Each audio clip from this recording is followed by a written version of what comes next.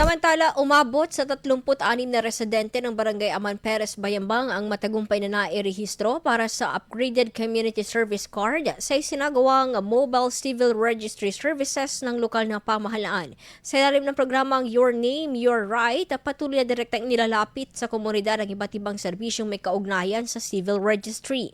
Bukod sa pag-aayos ng mahalagang dokumento, tampok din sa programa ang pagpaparehistro para sa community service card na layong mapadali ang pag-access ng mga residente sa mga serbisyong pinansyal ng lokal na pamahalaan. Dahil sa ginawang paglapit ng serbisyo, naging mas madali para sa mga residente na maayos ang kanilang mga dokumento at makapagparehistro rin sa mga programang direktang nakatutulong sa kanilang pang-araw-araw na pangangailangan.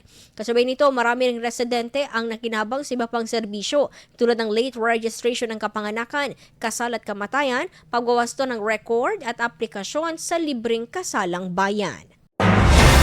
IFM News. IFM News. IFM.